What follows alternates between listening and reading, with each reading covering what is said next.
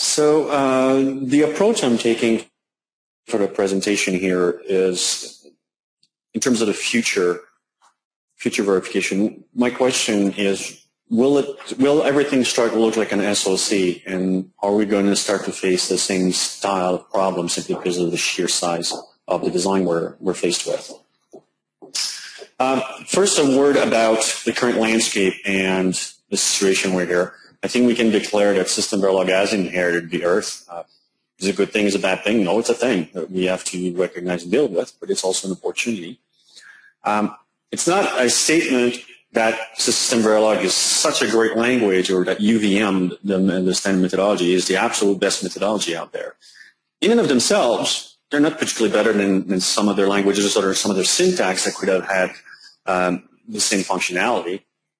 There were precursor languages that had the same ideas, just simply use a different syntax. However, it's like the internet. It's like the pencil. It's like the printing press. In and of themselves, they had little value, but they enable the building of an infrastructure from where we can get immense value. So we're seeing a rapid adoption, amazing adoption of System Verilog and UVM. The other languages and methodology will persist for a legacy reason, but we don't expect to have any new development or very slow new development in those other methodologies or languages. And new users, I mean, there would be no point unless you hire a company, you have a lot of legacy and you have to ramp up a new person in there. But otherwise, any new activity will be done in those languages. So important developments, low intrinsic value, but great enabler for the ecosystem that comes around it. Because in order to accomplish verification today, System Verilog and UVM is just the cost of admission. It's a ticket to get in. The rest of the show is what's needed. Starting with verification planning, the tools that will allow you to capture your intent, your requirements, your coverage. The management aspect, so you can keep track of what has been done, what remains to be done. The constraint solver, so you can effectively apply the constraint random methodologies that I've demonstrated to be so good at uncovering bugs in the IP level. Templates generator. When we speak of executable specification, that's another way of saying the same thing. Executable specification simply means some language that we can interpret and do things with. And it's 99% of the time some sort of generator or correct by construction tool. So now that we have a standard language and a standard methodology to target, then we can write those template generators, so we can make as much as possible of our specifications executable. One of the most obvious one is the register models. UVM contains a register model package.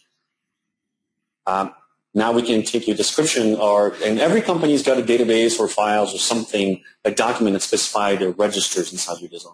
You can make that specification of your registers, quote unquote, executable by providing a code generator that will generate register model. So that's a great opportunity there. There are other languages out there, so we need to link to them. Having a well-defined semantic, such as the UVM TLM 2.0 interface, allows us to link to other languages that implement the same semantics completely transparently. We can go into AMS. We have at Synopsys, we've created a set of utilities that built on top of UVM so that you can verify AMS design using constrained random verification.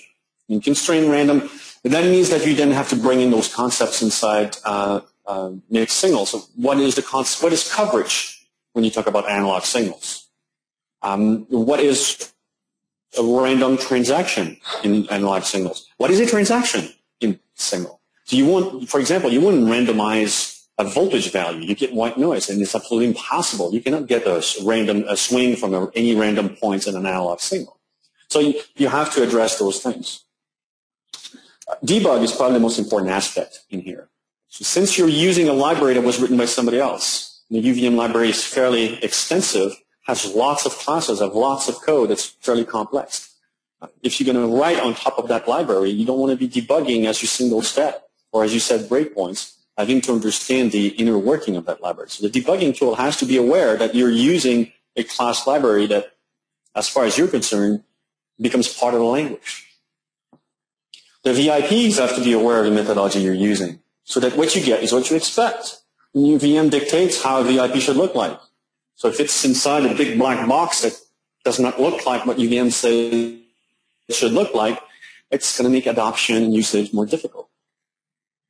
If you're going to use VIPs, that means that usually you cannot afford to or not interested or don't need to be an expert in that protocol. So why should you need to understand the various layers of that protocol or how it's signaled at a physical level and how it's implemented in order to debug it? No, you should have protocol-level debugging tools that will be able to identify clearly where the protocol violations occur, or so that you'll be able to trace what this transaction turned into which packets, which were transmitted at which point, on which signals. And then finally, closing the loop with your coverage analysis tool and tools that will then allow you to target coverage holes automatically as much as possible. So that's what UVM and System Verilog enable. They enable a consistent, coherent ecosystem on it. So going back to the earlier question, will everything look like an SoC? Up until recently, and even today, and still somewhat the case, the world tended to be divided in actually three different type of application. The biggest one, the largest one, were the mobile and processor application. The third one would be the network processors, but those had the SoC style much earlier. The ones that tended to have very specific architecture were mobile and processors. For mobile, the constraints or the goal was to get as low power as possible. You had to deal with as many external standards as possible. I mean, your mobile device had to work all over the world and connect to a lot of different peripherals. You had to be able to deal with graphics processing so that you could get the user experience that user started to expect. High software content, very diverse software content, and you had important links to analog for all those modems and radios and various physical interfaces. The other big world was the processor world, where the focus there was on high performance. Power didn't matter. It was always plugged into the wall.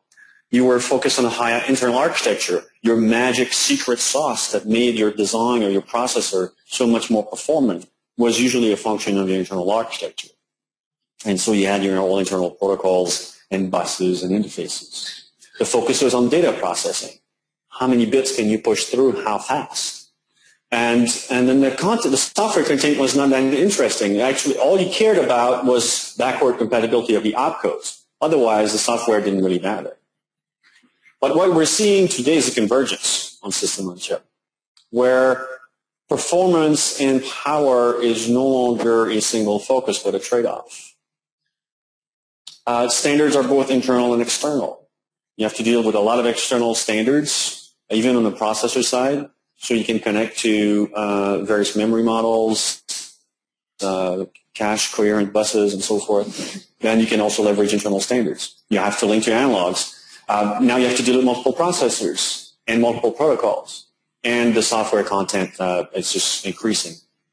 And that is in a wide variety of applications, from automotive to military to scientific to infrastructure, network infrastructure. Everything is turning into an SoC. So the benefit or the advantage or the opportunity that we have now in the industry is that all of those SoC tools that are targeted for SoC will benefit all chip design. It's no longer going to be, well, you have a different set of tools for processors or different methodology for mobile, because we're all ending up with very big chips that do it all.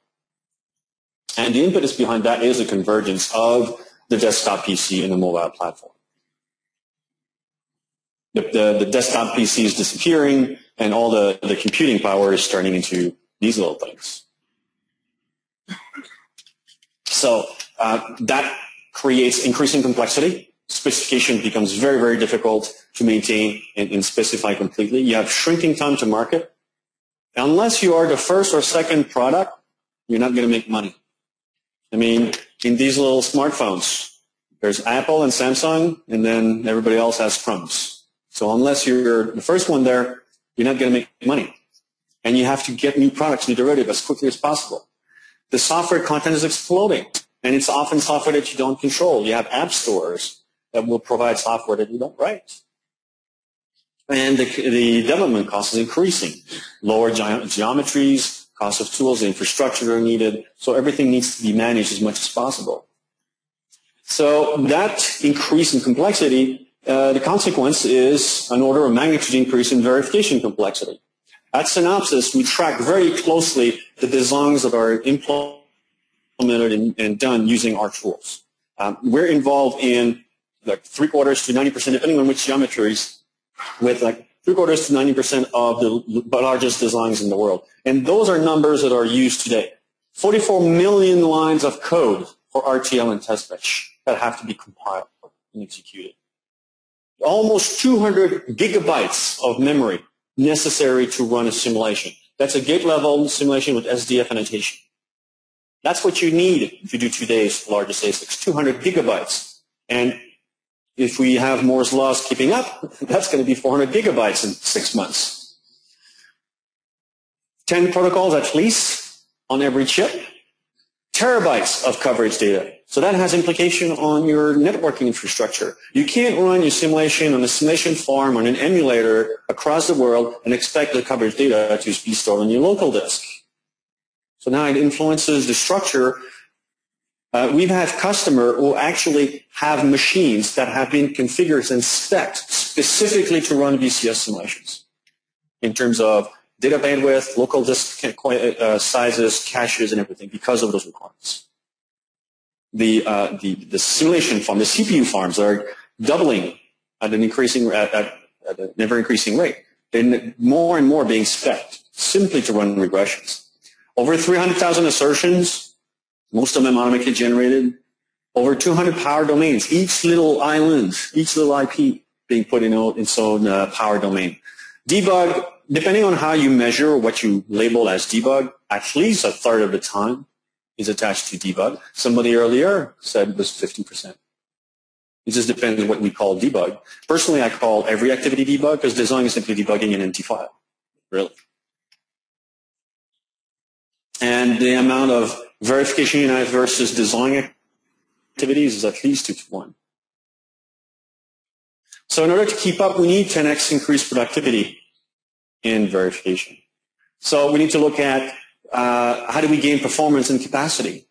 How do we increase the productivity of using VIPs? Your constraints and coverage so that you can get to your coverage faster. The low power solutions. How do we do AMS simulation productivity? The debug, the reuse methodology, and the hardware-software co-verification. Those are all aspects that have to be addressed. And it's unlikely there's going to be one solution that's going to solve them all. So I'm going to go over a few things that we'll look at within the verification group at Synopsys and see how we can start looking at addressing that problem. Let's look at performance and capacity. If now the big processor companies, the Intel and AMDs of this world, they're no longer chasing the MIPS or the gigaflops. That's not what they're chasing anymore. Adding more raw power doesn't benefit a lot.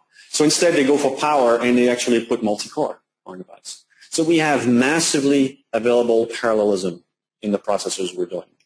Similarly, in the design that we're doing, there's a lot of parallelism in there. You can look at higher-level parallelism, like how many USB cores do you have?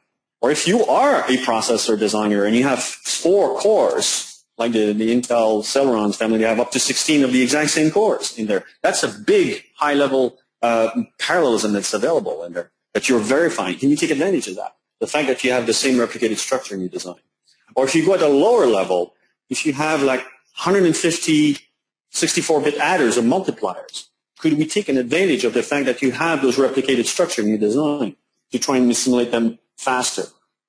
Another way to look at parallelism is a regression suite.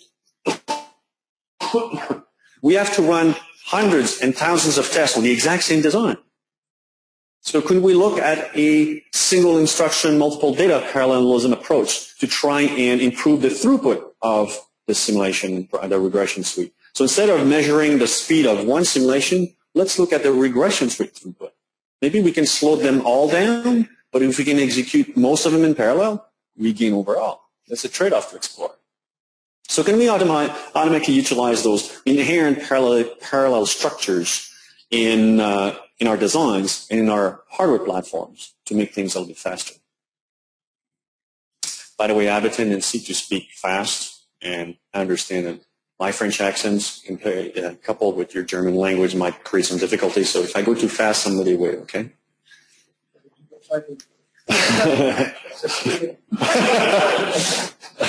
So we look at the new compute platforms. Is the general purpose CPU the right thing to be simulating our performance, our regressions? Can we use FPGAs to better map or to better simulate our design?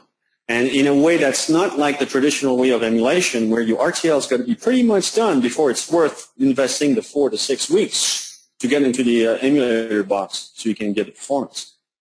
And what about other computing platforms? Every single processor nowadays has a graphic processor next to it.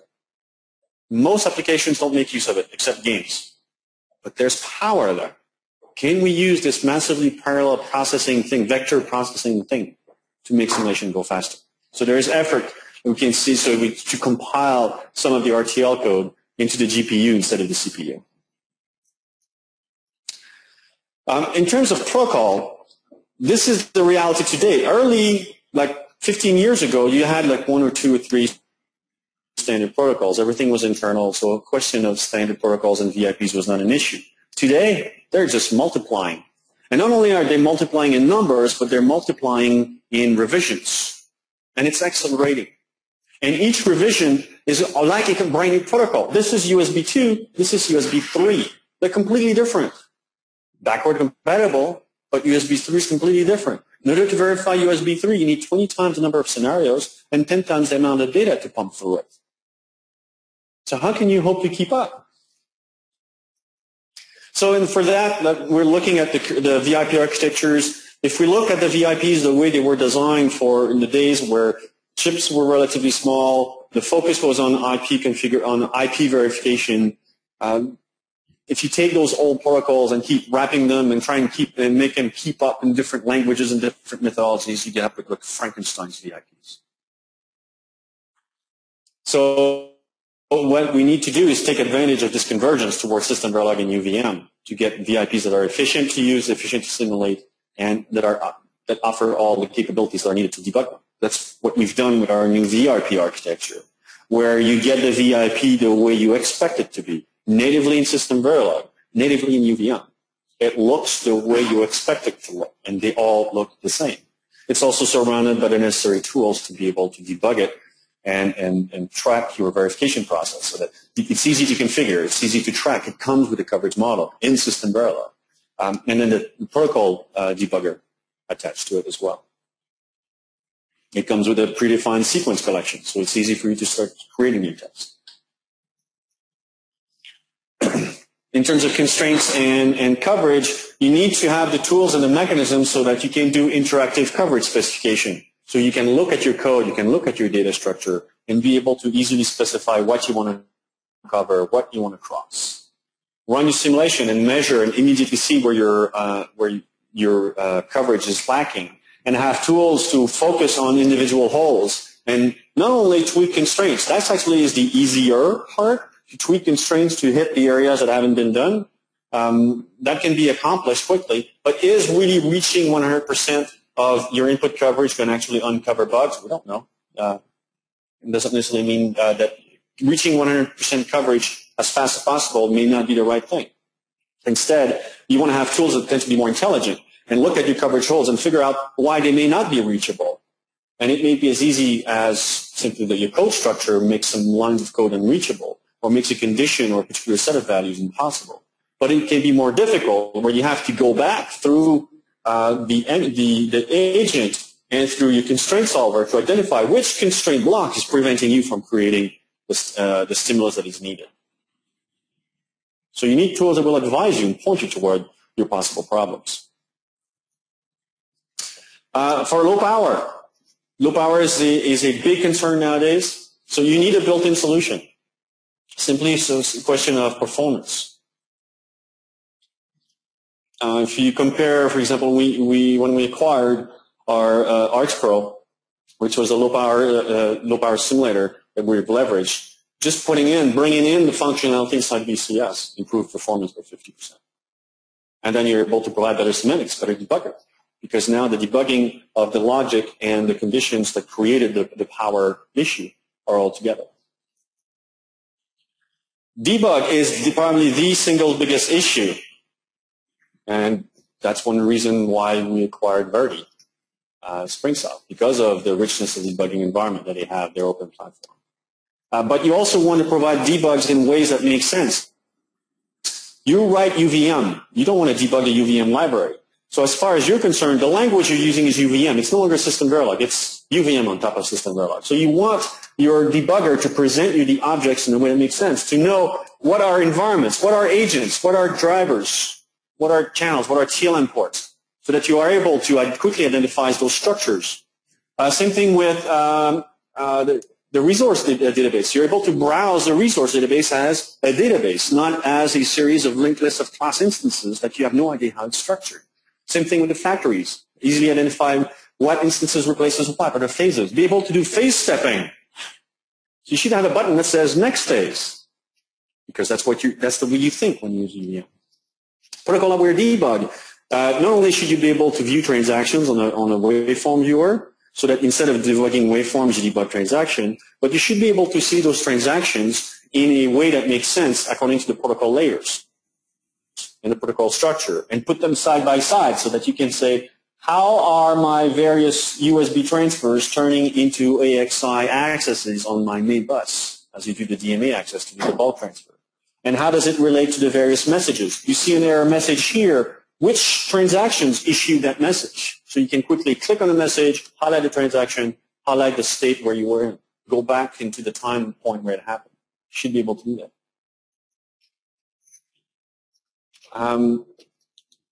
At a previous conference, one of the users said they focus on bug avoidance. How do you make sure that there are no bugs in the first place? So try and catch bugs as early as possible.